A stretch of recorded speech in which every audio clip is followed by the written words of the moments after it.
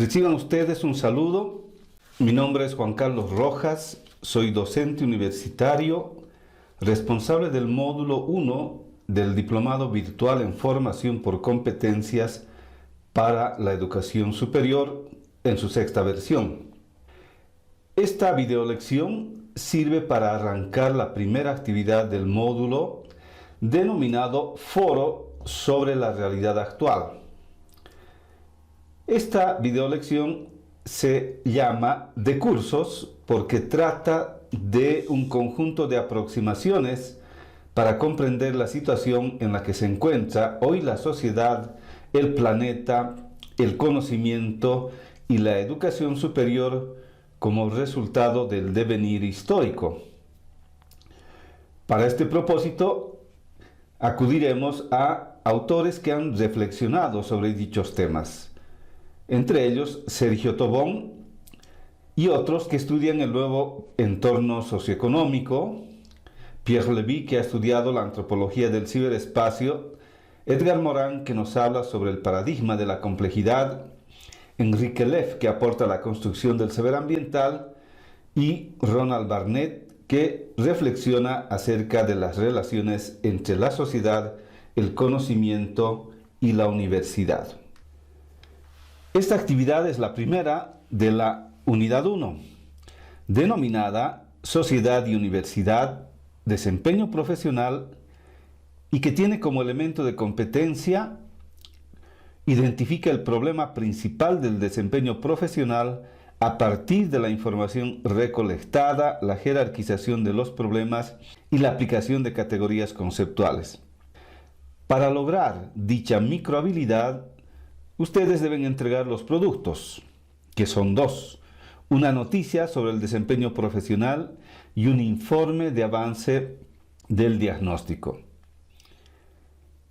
Las actividades previstas para la elaboración de los productos son videolecciones, foro, talleres y clase virtual principalmente.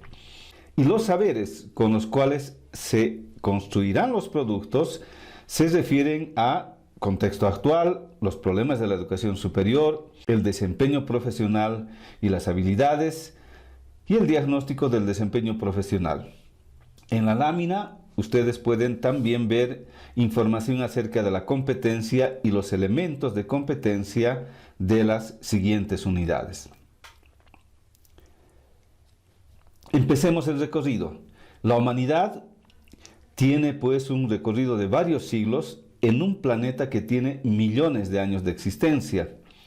Desde su aparición, el hombre ha logrado cambios en su ser y en el mundo donde habita, cambios naturales y promovidos para llegar a los Homo sapiens de hoy. Los cambios producidos por el hombre se hacen cada vez más acelerados, que producen efectos positivos y negativos. En este devenir, ha desarrollado formas económicas, sociales, políticas, en busca de satisfacer sus necesidades, búsqueda que no se ha detenido ni lo hará tampoco en el futuro.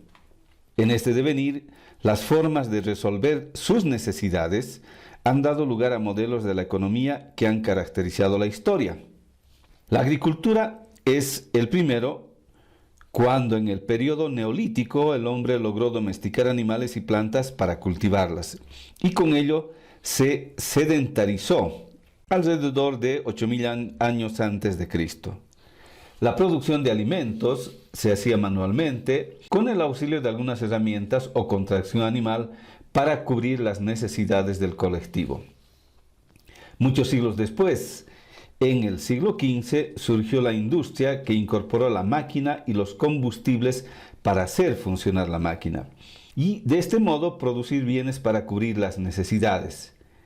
Esto generó una explosión en la producción de bienes materiales y el transporte se dinamizó para intercambiar esos bienes producidos. Posteriormente, de la producción y distribución de bienes tangibles, se ha pasado a la producción y distribución de bienes intangibles, que es básicamente la información. De la invención del teléfono se ha llegado ahora a las nuevas tecnologías de información y comunicación, la robótica, la inteligencia artificial, que han revolucionado la economía, porque la información se ha convertido en el bien tangible que condiciona la oferta y demanda de bienes y servicios.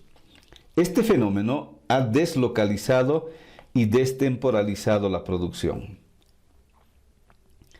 Entre los seres vivos, la población que más ha crecido es la humana. Se calcula que los primeros grupos nómadas sumaban 1 millón de personas en el Neolítico hace 300.000 años atrás. Mientras que en la Edad Antigua y Media, cuando los grupos humanos ya se asentaron en polis y ciudades medievales y los alrededores de estas, ya se podían contar como 500 millones de habitantes. En el pleno auge del periodo industrial, que, como sabemos, concentró a la población en ciudades industriales, la población llegaba a 1.000 millones de personas. Mientras que al iniciar el siglo XX, un siglo caracterizado por grandes transformaciones, la población sumaba 1.650 millones de personas aproximadamente. Sin embargo, hubo una explosión de la población y esto ha sucedido en los últimos 50 años del siglo XX y continúa en el presente siglo. Se calcula que para las 11 de la noche del día de ayer éramos más de 7.000 millones de habitantes. Sin embargo, esta cifra ya ha sido superada con seguridad hasta el momento y es algo que no se va a detener. El presente sería una de esas épocas de transformaciones que cambian las bases de la sociedad y el orden civilizatorio. Estamos en tránsito de la sociedad industrial basada en la producción de bienes materiales tangibles que sustentan un estilo de vida hacia la sociedad del conocimiento cuyos rasgos todavía son difusos. Es decir, estamos en lo que se conoce como sociedad del conocimiento, pero que sería una sociedad en tránsito. De este modo, la humanidad de pronto se ha visto frente a nuevos territorios donde habitan nativos e inmigrantes convertidos en nómadas en un nuevo momento de la humanización del ser humano. Si nuestros antepasados nómadas seguían a los rebaños para encontrar comida, ahora estamos en busca de un nuevo tipo de lenguaje que nos permita enfrentar los problemas complejos que tenemos actualmente. Este nuevo espacio no es un territorio geográfico, es un territorio invisible, inacible, de conocimientos y pletórico de saberes. Es un espacio que se mueve, se renueva, contiene al pasado pero también al futuro. Nosotros podemos inmovilizarnos, el espacio no lo hace. En este contexto, el bit, que es un dígito binario, que es la unidad más pequeña de información de una computadora y tiene solo un valor de 0 o 1, mediante sus combinaciones da lugar a otras unidades. Y el bit es un dato identificado e identificable que permite la acumulación de datos y en su traslado establece nuevos contactos. Entonces, este elemento tan pequeño es la base de la información, de la comunicación de este nuevo espacio antropológico. En suma, es la base del nuevo lenguaje. El conocimiento se constituye entonces en un nuevo espacio antropológico como sistema de proximidad propio de los seres humanos que permanentemente se construye y se reconstruye. Y eso se lo puede ver a lo largo del tiempo. La Tierra fue el primer espacio que tuvo significado para los seres humanos, donde se desarrollaron tres características: el lenguaje, la técnica y las formas de organización social, y que tenían al cosmos como eje que guiaba su imaginario y su vida práctica. Y además, su modo de conocimiento fueron los mitos y los ritos.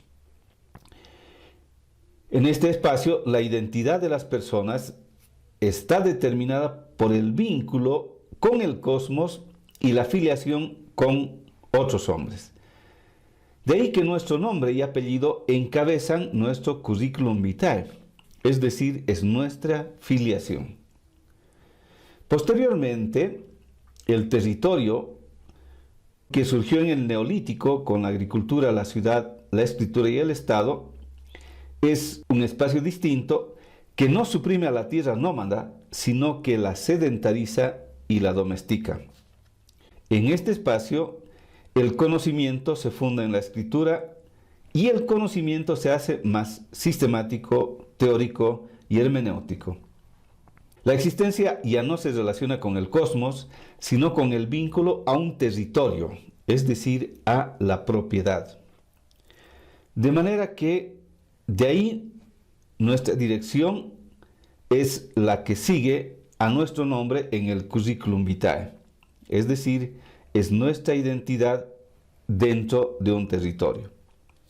Posteriormente, a partir del siglo XVI, se desarrolló el tercer espacio de las mercancías, con la apertura del mercado mundial al momento en que se descubrió el continente americano. El principio organizativo de este espacio es el flujo y con él la desterritorialización.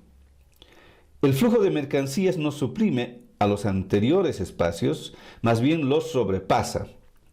Y la riqueza nace del control de los flujos en este gran espacio, donde reina la industria basada en la transformación de la materia y en la información, que posteriormente se acelera con el impulso de la tecnología en base a la ciencia. En este tercer espacio, una persona solamente existe si participa en la producción y en los flujos de los productos, es decir, si tiene empleo. De este modo es que el tercer dato importante de nuestro currículum vitae es la profesión. ¿Cómo es el cuarto espacio, este nuevo que estamos hablando, y cómo se define la identidad? Esto es algo que se está construyendo. ¿Por qué? Porque ya no se trata de un espacio geográfico, físicamente determinado, sino que se basa en las relaciones que establecen las personas. El modo de conocimiento está condicionado por tres novedades: la velocidad en la evolución del conocimiento, la masa de personas que deben aprender y producir ese conocimiento y la aparición de nuevos instrumentos que facilitan el conocimiento. Esta articulación, pues, entonces se constituye en fuente de todas las riquezas, pero requiere de un mejor manejo de los nuevos instrumentos y además de habilidades de navegación en el ciberespacio para que se pueda construir un conocimiento útil. Veamos ahora el paradigma de la simplicidad que nos plantea Edgar Morin. Él entiende que este paradigma pone orden y persigue el desorden. Y dicho orden se resume en una ley o en un principio. Este paradigma ve lo uno, pero es incapaz de ver que ese uno puede ser también múltiple al mismo tiempo. Entonces, este principio separa lo que está unido, que se denomina disyunción, o unifica lo que es diverso, es decir, la reducción. Por ejemplo, el hombre es un ser biológico y cultural, se lo estudia por separado desde distintas ciencias o se trata de explicarlo a partir de una de sus características únicamente. Lo mismo que sucede con el estudio de nuestro planeta, que se separa por distintas disciplinas que tratan de explicarlo desde una perspectiva particular. La obsesión del conocimiento científico por encontrar el orden perfecto y eterno en el universo llevó a la búsqueda del ladrillo elemental con que se construye el universo. Primero creyó que era la molécula, después el átomo, luego la partícula y finalmente el quark. Pero este resulta ser una entidad difusa y compleja, difícil de aislar. En el siglo XX, los conceptos de entropía y Big Bang ayudaron a comprender que los fenómenos en el universo siguen una relación orden, desorden, organización. Es decir, la desintegración o el desorden son necesarios para producir orden. Actualmente, la física ha descubierto que bajo ciertas condiciones algo escapa al tiempo y al espacio, sin negar que estamos en el tiempo y en el espacio. Es una especie de vacío. Entonces, los científicos están en búsqueda de una respuesta a esta contradicción. Es decir, están buscando resolver esta complejidad. El orden biológico es más desarrollado que el orden físico porque se desarrolló con la vida y porque tolera más desórdenes que el mundo físico. El orden y el desorden se incrementan dentro de un ser que se complejiza. Ese ser es el hombre. Nuestro organismo vive de su actividad incesante, donde las moléculas de nuestras células se desgastan y hasta mueren. A lo largo de nuestra vida vivimos gracias a la muerte de nuestras células, que es cuando rejuvenecemos, pero en este rejuvenecer permanente envejecemos hasta que finalmente morimos. Podemos decir que vivimos de muerte y morimos de vida, lo mismo que la sociedad vive de la muerte de sus individuos. Pero la especie humana está compuesta de individuos singulares o de singularidades que se entienden como sujeto. Entonces, ser sujeto es ocupar el lugar del yo, una posición en el centro de su mundo para entender al mundo y a sí mismo. Es decir, se trata de un ser autónomo. Pero este sujeto puede ser autónomo solo siendo dependiente al mismo tiempo. Para ser uno mismo se necesita aprender un idioma, un saber, se necesita vivir en una cultura. Entonces, solamente si existe una cultura variada, uno puede elegir cómo ser. También dependemos de nuestros genes y cerebro porque actuamos en base a lo que dicta nuestra conciencia o poseídos por nuestro inconsciente. La complejidad es desorden, incertidumbre, así como contradictoria. Es cuando se encuentra una capa profunda de la realidad que no puede ser entendida y explicada por nuestra lógica empírico-racional. Requiere de otra forma de razonamiento. Además, la complejidad asume el carácter multidimensional de la realidad. No se puede entender la realidad separándola por disciplinas científicas. En realidad, todo es solidario. A esto se denomina completud. Por otro lado, la complejidad permite comprender que vivimos en la incertidumbre y que no es posible un saber total. La totalidad no es la verdad. Por tanto, estamos condenados al pensamiento incierto, dice Morán. Los instrumentos que permiten conocer el universo en su completud son de naturaleza racional, pero hay que ubicarse. Razón se entiende como la voluntad de tener una visión coherente de los fenómenos, las cosas y el universo, pero se desdibuja cuando se despliega en racionalidad y racionalización. La racionalidad es el diálogo incesante entre las estructuras que creamos y las aplicamos al mundo real y admite que ese sistema lógico resulta insuficiente cuando no corresponde al mundo real. En cambio, la racionalización consiste en querer encerrar la realidad dentro de nuestro sistema lógico y todo lo que lo contradice es descartado. Por tanto, es una forma de patología. Para pensar la complejidad de lo real se requieren macroconceptos, es decir, una constelación y solidaridad de conceptos en torno a un núcleo. Edgar Morin nos plantea 3 principios para el pensamiento complejo. El principio dialógico ayuda a pensar la dualidad dentro de una unidad, asocia términos complementarios y antagónicos, orden, desorden. Por su lado, la recursividad organizacional ayuda a entender que somos producto de un proceso de reproducción anterior a nosotros. Los individuos producen a la sociedad que produce a los individuos. Por tanto, somos productos y somos productores. Y finalmente, el principio hologramático que ayuda a entender que la parte está en el todo y el todo está en la parte. Y en ese sentido supera al reduccionismo que solo ve la parte y al holismo que solo ve el todo. Ahora bien, Enrique Leff, sociólogo mexicano, forma parte de una corriente que promueve la construcción del saber ambiental como nueva forma de conocimiento. Él parte del convencimiento de que la crisis de la civilización es en el fondo la crisis del conocimiento del logocientífico, que tiene base en la racionalidad científica y económica que sustentan a la modernidad. Y todo esto está constituido sobre la matriz del pensamiento positivista.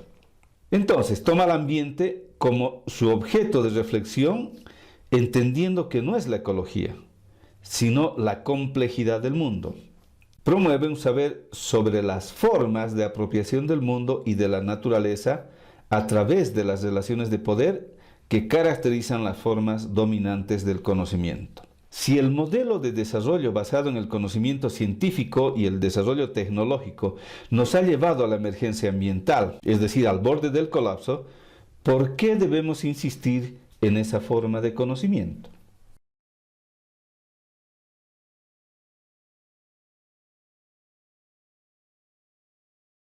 El territorio de las ciencias está basado en el logos de la razón, donde se hace presente el ente, donde el pensamiento aspira y promueve a la unidad, a la universalidad y a la totalidad, y que niega cualquier conocimiento diferente que no abrace la positividad. En cambio, el saber ambiental se construye fuera de dicho territorio, asumiendo plenamente su destierro, pero también su potencia, sin la pretensión de formalizar un método para reintegrar o recomponer el conocimiento del mundo moderno. Es como un indio sin tierra, amenazado de exterminio, pero libre de ataduras, riguroso con la falta de conocimiento, comprometido con la creatividad y el enigma de la existencia. Este saber es inconforme con los saberes consabidos y tiene vocación crítica y antitotalitaria. Es lo otro del logos científico. Desde su perspectiva cuestiona las ciencias que confunden el ser con el ente, lo real con la realidad, el objeto empírico con el conocimiento. Insiste más bien en la resignificación del mundo más allá de las verdades legitimadas por la legalidad científica que abra la verdad del ser a su porvenir para ofrecer sustentabilidad a la vida. Entonces es un saber para la vida. Propone un diálogo de saberes para que las ciencias y su método, donde se incluyen la interdisciplinaridad y el holismo, con las diferentes cosmovisiones, racionalidades e identidades que son extraterritoriales. Cuestiona la historicidad de la verdad y abre el conocimiento a la utopía, al no saber que alimenta las verdades por venir. El saber ambiental es un cambio de episteme, no pretende desplazar el estructuralismo teórico hacia una ecología generalizada, como si fuera el saber de fondo de un pensamiento de la complejidad, es decir, acomodar el conocimiento científico. Plantea una nueva forma de aprehensión de lo real desde el conocimiento, para producir una nueva racionalidad y nuevas estrategias de poder en el saber que reorientan la apropiación subjetiva, social y cultural de la naturaleza. Para que suceda esto, el ser desde su identidad y en relación con lo otro, plantean nuevas formas de relación con el saber, nuevas perspectivas de comprensión y apropiación del mundo, saber que se impregna de subjetividades, de lo social y cultural de la naturaleza. No propone volver al ser dejando de lado lo real, sino que abre a un juego infinito de relaciones entre lo real y lo simbólico, de relaciones interculturales y de relaciones de otredad, que nunca se completan ni se totalizan. Es un saber que pretende que los seres humanos, especie que no tiene un nicho ecológico en el ecosistema, pero que está desequilibrando su funcionamiento a tal punto de poner en riesgo su propia existencia, se den cuenta de sus errores y encuentren respuestas en aquellos espacios que fueron negados por el conocimiento científico. Ahora bien, veamos la relación entre la sociedad, el conocimiento y la educación superior. Con Ronald Barnett entendemos que la moderna sociedad tiene como principal rasgo al conocimiento, ya que no se puede entender a la sociedad sin encontrar algún lugar para el conocimiento. Conocimiento que se produce a través de la investigación y de la enseñanza, tareas que se encarga a la educación superior. Mientras que en la universidad el conocimiento se desarrolla en base a los valores avanzados de la sociedad y no necesariamente aquellos que busca la sociedad. En esta relación, el conocimiento es valorado tanto por la educación superior como por la sociedad moderna, de manera que la educación superior se ha convertido en pivote de aquella. De este modo se dan relaciones entre los tres aspectos. No se puede comprender ninguno sin atender a los otros. En una relación lineal, la educación superior produce su propia definición de conocimiento y la impone a la sociedad a través de sus graduados ejerciendo su profesión. Y los resultados de sus investigaciones son adoptados por la sociedad de distintas formas. Sin embargo, la realidad existe de una forma más compleja en que se relacionan estos ámbitos con vías bidireccionales. La sociedad moderna genera y transmite conocimientos técnicos avanzados en laboratorios o centros de investigación o innovación. Además, desarrolla procesos de capacitación en centros especializados que buscan el reconocimiento académico. Entonces, el conocimiento y la educación superior se ha expandido fuera de la universidad. En la relación educación superior y sociedad, la universidad toma en cuenta las señales respecto de qué capacidades busca la sociedad, y la sociedad absorbe a los graduados de la universidad de manera impredecible, de manera que no todos los profesionales ejercen su profesión, eso lo sabemos. En la relación sociedad y conocimiento, el interés de la sociedad busca formas de conocimiento que tienen valor de uso en el mercado de trabajo, que en la actualidad serían conocimientos operacionales, computacionales o estratégicos, y con ello se privilegian algunas ramas del conocimiento en detrimento de otras. Por su parte, la universidad sigue desarrollando todas las formas de conocimiento. En la relación educación superior y conocimiento, el conocimiento y su formación, que sería el resultado de la investigación, ejercen cierta influencia en el currículo universitario, rasgo que diferencia a la educación superior de otros niveles del sistema educativo. Por su parte, la universidad, además de producir conocimiento que responde a la demanda social, también produce temas que darán lugar a nuevas investigaciones o sobre cuestiones relacionadas con la erudición. Ahora bien, la sociedad moderna, en su relación con el conocimiento, está definiendo un contexto para la educación superior entendida como unidimensionalidad y operacionalismo por Ronald Barnett. La sociedad no alienta formas de conocimiento que produce la universidad. Confía más en el conocimiento y cultura enlatados, donde existe menos espacio para pensar, hablar o escribir críticamente sobre la totalidad de esa realidad. Este razonamiento está convencido que los fenómenos complejos se pueden comprender como esquemas simples. Es la corriente reduccionista que afecta a la interdisciplina. Entonces, el medio se convierte en el mensaje y el universo conceptual se vuelve homogéneo. Está presionando para cambiar el conocimiento como proceso hacia el conocimiento como producto, de manera que la universidad ya no es el espacio educativo valioso en sí mismo, sino un lugar donde el conocimiento se considera que es un bien que es tomado por quienes buscan las últimas competencias técnicas y analíticas. Estas presiones están llevando a favorecer algunas formas de conocimiento en detrimento de otras. Se trata de la pulsión unidimensional, resultado de la cual algunas carreras pierden peso o cambian de orientación. A su vez, esta delegación de la sociedad a la universidad para que desarrollen habilidades que permitan a sus futuros graduados operar eficazmente en la realidad como una suerte de condicionamiento para sobre esa mano de obra. Esta es la pulsión operacionalista que tiene su razón de ser en las falencias de formación universitaria, pero con el riesgo de salir de una cerrazón para enfrascarse en otra distinta. Esta pulsión está orientada a transitar del conocimiento como contemplación al conocimiento como operación. El problema radica en saber si dichas operaciones son formas de conocimiento. En esta sociedad compleja, el trabajo profesional está presionado por cambios del contexto y demandas que mutan permanentemente. Entonces, los conocimientos adquiridos no son suficientes.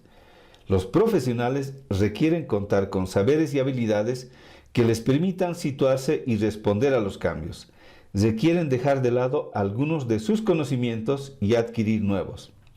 Es la forma de sobrevivir en una sociedad de lo descartable que alcanza ahora hasta el conocimiento. Entonces se buscan personas capaces de operar a partir de sus conocimientos que los despliegan en sus actividades cotidianas para producir resultados determinados. Es decir, que lo más importante es que las personas desarrollen capacidades para operar en la realidad y para adaptarse a nuevas situaciones. De este modo, se pretende reconstruir lo humano para el nuevo contexto y gestar un conocimiento limitado a producir resultados. Esta es la ideología emergente en la educación superior, el operacionalismo, por el cual se destierra la intuición, la comprensión, la reflexión o la sabiduría para dar paso a la habilidad, la competencia, el resultado, la información, la técnica y la flexibilidad. Es decir, se reduce el peso de los conceptos teóricos a la descripción de las operaciones de experimentación. En suma, emerge una estrategia pragmática. Esta estrategia pragmática se sustenta en el pensamiento posmoderno como filosofía que explica y sustenta a la sociedad posmoderna, como multidimensional. En esta sociedad se ha perdido el discurso unificador o forma única de vida. La gran narrativa ha sido abolida. De este modo, solo queda una constelación de ideas, distintos tipos de relatos, cada uno con su propia razón y lenguaje. Al no existir una forma de razón dominante, el conocimiento ha sido despojado de valores universales, se ha fragmentado en miles de valores entre los cuales es imposible elegir. Es cuando surge el espíritu pragmático que se dedica a seleccionar, desarrollar y explotar aquellos conocimientos que resulten útiles a determinados grupos de interés.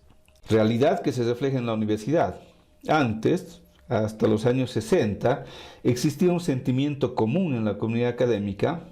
Era el compromiso para preservar la legitimidad de la cultura académica y transmitir a las nuevas generaciones más allá de sus diferencias. Pero ahora, en una universidad masificada y con público diverso, esa comunidad académica se ha dividido en varias tribus, cada una con sus territorios, cada una con su verdad. De este modo, se ha fragmentado el capital cognitivo de la sociedad. Estas acomodaciones y la apuesta por la diversidad hacen de la universidad un prototipo del posmodernismo. A esta altura del camino nos encontramos con dos perspectivas respecto del conocimiento y su relación con la sociedad. Una es la que presiona por la individualidad e independencia de las ciencias que promueven la proliferación de diversas formas de conocimiento y experimentación, sin que exista forma de encuentro o arbitraje entre ellas. En cambio, la otra presiona para favorecer a un tipo particular de conocimiento en detrimento de otros, conocimiento orientado a producir resultados. Ambas visiones están presentes en la universidad, reflejadas en los programas de estudio o currículos que se aplican.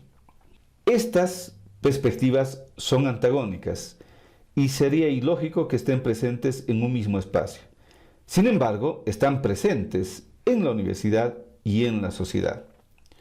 El desafío entonces está pues en esclarecer si son dos perspectivas incompatibles o son dos visiones antagónicas que transitan el mismo camino hacia el conocimiento. Sobre la base de estos acercamientos a la realidad actual, cada uno de los participantes debe ahora participar en el foro con dos opciones. Una para corregir, analizar o debatir las ideas aquí planteadas y la otra para ampliar, completar o complementar los acercamientos.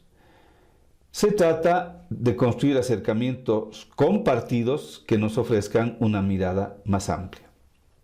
Deben tomar en cuenta que esta actividad habilita a la siguiente, de modo que quien no participa no podrá seguir con la próxima actividad. Agradezco su atención y espero su participación en el foro.